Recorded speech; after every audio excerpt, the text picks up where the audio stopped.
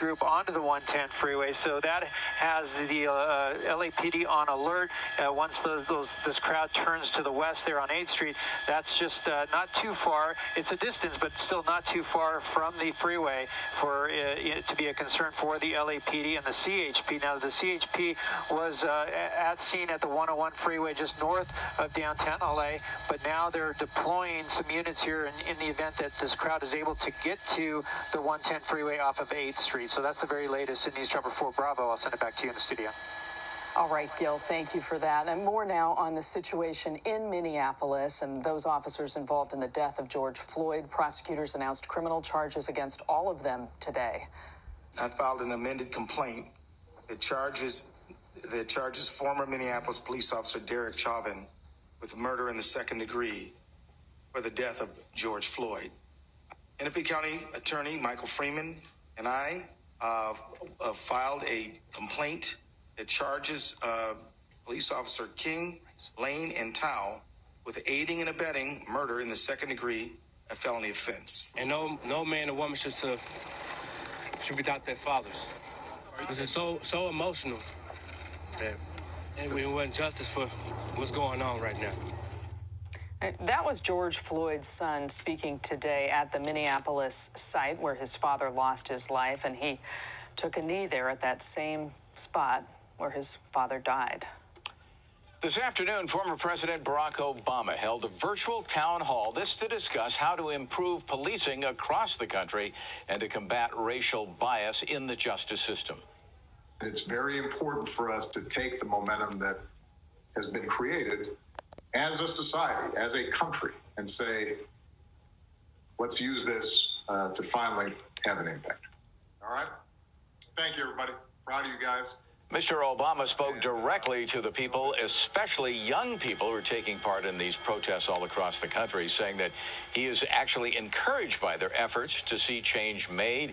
He also called on the mayors of all cities to review their policies on police reforms and implement strategies to improve those policies. Black leaders say, and they have been saying for some time, that it's simply not enough to just say that you're not a racist. You have to be an anti-racist to fight racism. As NBC4's Ted Chen now reports, it's about attitude and action. Black leaders say it's an encouraging sign to see so many people involved in these protests. It shows that some people are finally paying attention to things they've been saying for a long time. They're now being looked at seriously, and that gives a lot of us hope. KJLH radio host Dominique DePrima and UCLA professor Terrence Keel say it was never enough for anyone to simply say, I'm not a racist. Oh, I know lots of black people. My brother is married to a black woman. It shuts down thinking, and it shuts down curiosity. To be an anti-racist means thinking about the death of George Floyd in a deeper way and taking in how he called out for his mother in his final moments. It's about self. Now, it doesn't mean you have to run out and be in a Black Lives Matter protest if that's not what you do. But it does mean you have to consciously take it on.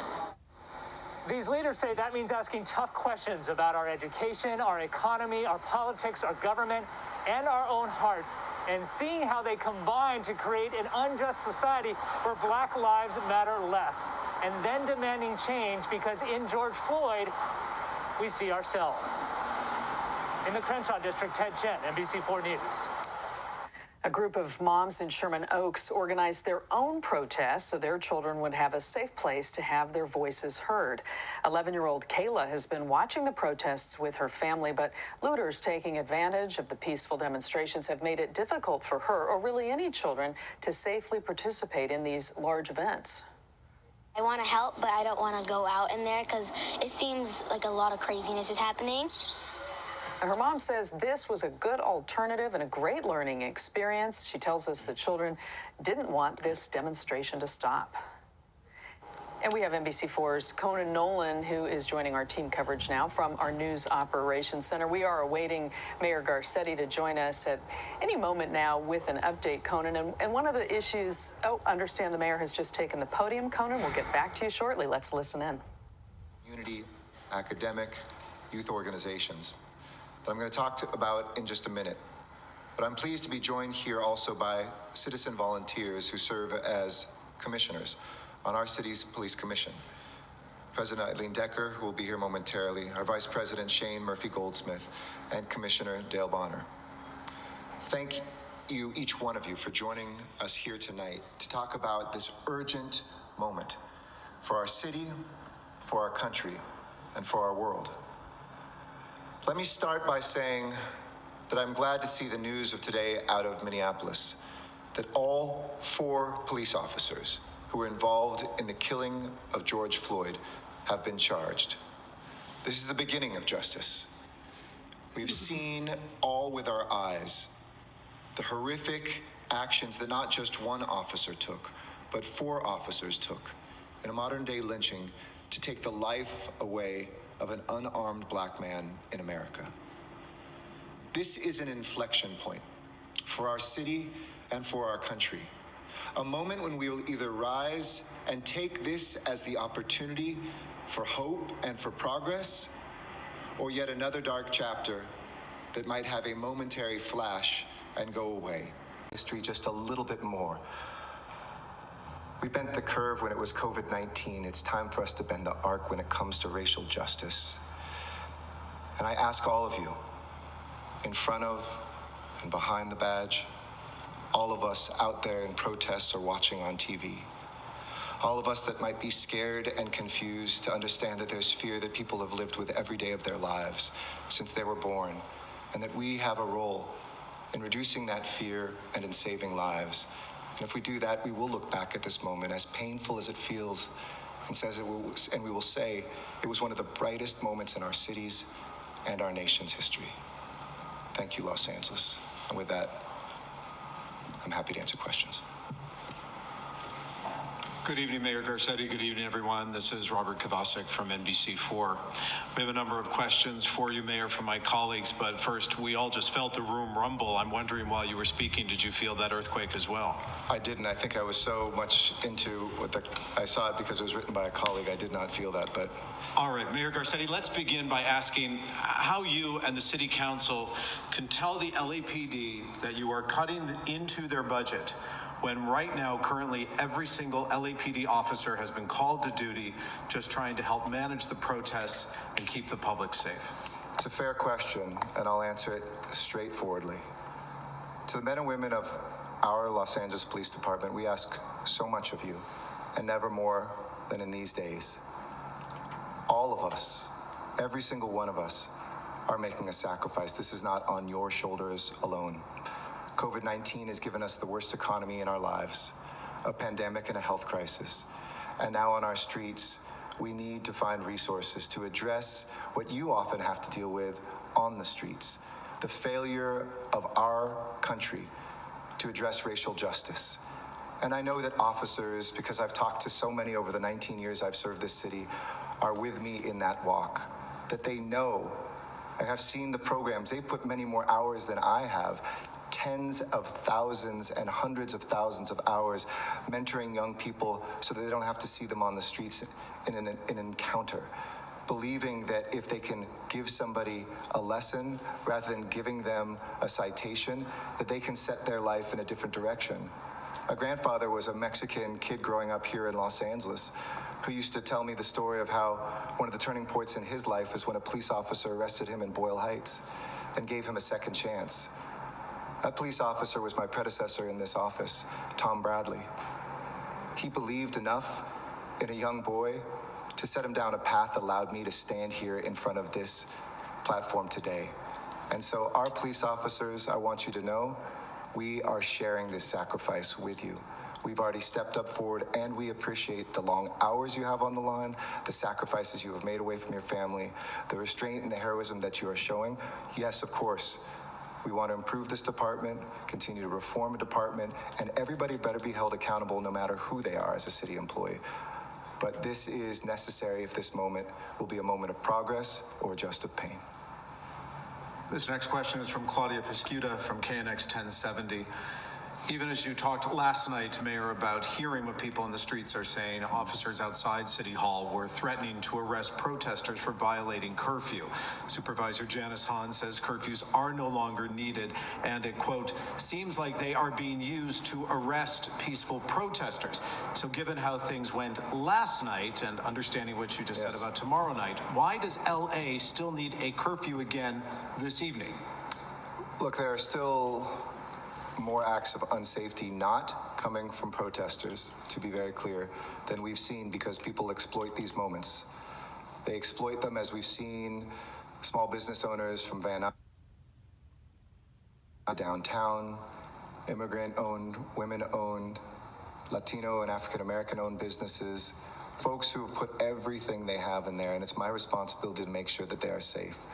We've seen caches of bricks, a gun hidden. These are still times in which we need to make sure that we're not walking away from our responsibilities to keep protesters safe and our community safe. That said, before I think any other big city that I've heard of, I know Portland just wound theirs down, I was proud to say that, barring a bad night tonight, it will stop tomorrow. Let's make this a night of peace, and I agree. Let's get back to making sure that we can see the beautiful protests and the calls for change, and that we can help our police officers root out any separate criminal activity without having to rely on a curfew.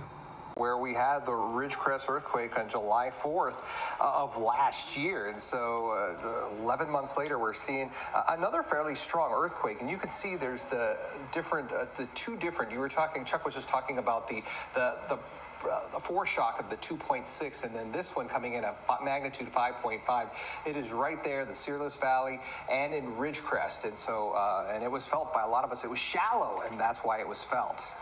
Anthony, we're going to go to Dr. Lucy Jones right now, who's on the phone. Good evening, Lucy. Oh, good evening. Hi. Okay, so what can you tell us about this? Happens in the same general area as the one we had just 11 months ago. It is an aftershock to the Ridgecrest earthquake of last year. So big earthquake, that was of course a 7.1. Earthquake that big happens on a pretty long fault. It was, and this earthquake is at the very southern end of that fault.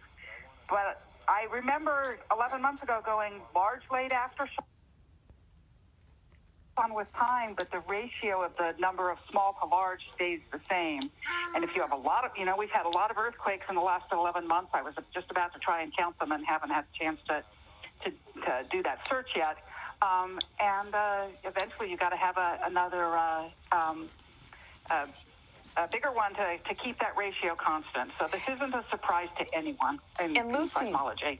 This was certainly widely felt. I mean, we're getting calls into our newsroom from really all over the region. Yeah, in fact, one of my colleagues called me before anything else. Was that an earthquake? And I'm going, what? And I hadn't even gotten the page yet. So yeah, people definitely felt it here in Pasadena, Burbank area. It is at the very southern end of that aftershock zone, so it's the closest one to us. I will say I was sitting quietly listening to the mayor and didn't feel a thing. So you had to be pretty lucky to feel it. And the depth of the depth was about 6 miles. It was powerful enough to cause some slight damage. It might be, except that there's not very much very near it. So I would think that the only place there might have been some damage probably would be in Ridgecrest itself, maybe Trona. But even because it's at the southern end, it's farther away than the earlier earthquakes were. Farther away from where there are more populated areas. Right, from Ridgecrest or Trona. Mm-hmm. It's very near the Garlock Fault. I went out there to see the fault after the earthquake last summer, and it's a lot of very empty territory. Dr. Lucy Jones, we appreciate your insight. Thank you for joining us. Again, this 5.5 earthquake felt really throughout the area. It was felt here in our newsroom in Universal City. Folks in Glendale have been calling in as well. I wonder if the folks out in that picture there that are gathered around the Hall of Justice downtown also felt it. They must have. I mean, they're outside.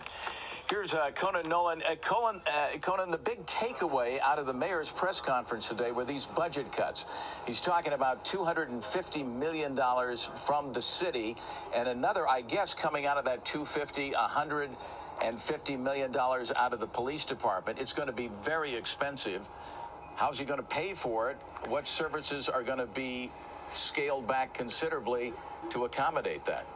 Well, it's very interesting. It looks like it was a victory for Black Lives Matter, who've been advocating for a cut to the police budget, although they wanted a much larger one than $150 million, so we're not sure if they're going to be placated by this. I noticed that the police chief, Michael Moore, was not at the news conference. We might surmise from that he was opposed to this cut and may have lobbied very much against it. This is just as prior to the COVID-19 crisis, it looked like the LAPD was going to get a budget increase. Their budget is about $1.8 billion, so $150 million might not seem all that much in the whole scheme of things, but it is a substantial cut to the police department. And the mayor said in answer to a question that it's in response to the COVID-19 crisis, the downturn in the economy, the lack of tax revenue coming into the city. But I have to say, there's a much different message that was sent by Nuri Martinez, councilwoman from the San Fernando Valley, who's the president of the LA City Council. She introduced the budget cut as a motion today. And in her statement, I can just paraphrase, she said something to the effect of, in order to address racism and the insidious nature of racism in communities, including that which exists in our own police department, we have to reestablish our priorities when it comes to the budget. That was not taken very well by the Los Angeles Police Protective League, who sent out a tweet, and I can read it to you, directly to not what the mayor just said, but rather to what Councilwoman Martinez, to declare that the work police officers perform that we've been directed to do is designed to harm people of color, while Ms. Martinez repeatedly sends us into harm's way, is divisive, disrespectful, and certainly is no profile in courage, unquote. That from the Police Protective League. And they will also make one other point. The mayor discusses and brings into the conversation a number of studies and percentages relating to the position that some of these communities have relations to other neighborhoods in the city. The Police Protective League had pointed out, though, that if you're an African-American teenager in the United States, you're 8 to 9 times more likely to die in a homicide, which goes to the point that police have to be in these neighborhoods to help protect them, and by taking money away from the department does not engender much protection or safety in some of the neighborhoods that need it most. So I think you're going to see quite a bit of pushback from this, but it appears the mayor has the votes on the council, and he certainly has the momentum based on the crowds we're seeing outside City Hall and the Hall of Justice in order to cut the police budget. While plenty of people will say, at a time like this, with a pandemic still raging around the state and the city, with the thousands of people protesting and coming off of days where you saw some looting and violence, this is probably not the time to cut your law enforcement department. That's the debate we're going to be seeing over the next several days and weeks.